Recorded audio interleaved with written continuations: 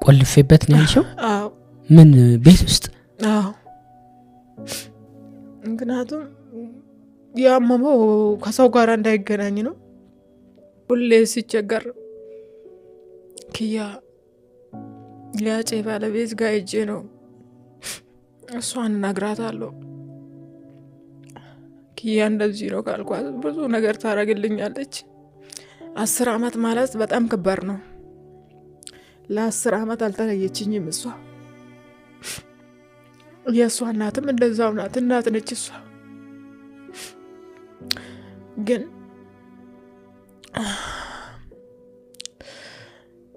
ዛሬ ደግሞ ሰውን እስከ መቼ የሚለውን ነው።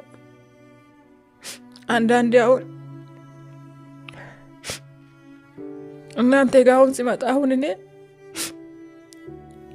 ምግብ እንኳን ከበላው ትናንት ጠዋት ነው የበላሁት። ማታ ተነስቼ ነው ምጥምጣ የቃምኩት ማለት ነው። አፌ እንዳይሸታኝ ማስቲካ ገዝቼ ነው እናንተ እንዳይሸታችሁ ብዬ በልቼ መጣሁት አሁን። ምክንያቱም ልጄም እዛ እንዲጎዳብኝ ስለማልፈልግ ነው። በእርግጥ እኔ ብዙ መስራት የምችል ነገሮች ሊኖሩ ይችላሉ። ለምን አልነገርሽኝም? ይሄን ቸግሮኛል ለምን አልሽኝም? ትናንት ደውዬልሻል ነበር አለኝ።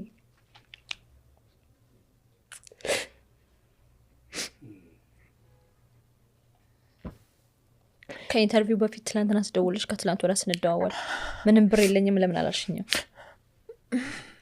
እኔ ሁሌ እንደዚህ ስለምል እኔ አሁን በቃ አፌ ራሱ እየተሳሰረ ነው። እኔ ሰውን እንደዚህ ማለት አሁን ያለኝን እቃ እየሸጥኩኝ የት እየወሰድሽ ነው ማኮ ይለኛል ልጁ። እሱ አያውቅም። ልጄ ግን እንዳይራብ ነው የምፈልገው። በመሀል ኪያ ጋር እሄዳለሁ። አሁን በአለም እሷ ጋር ነው የነበርኩት።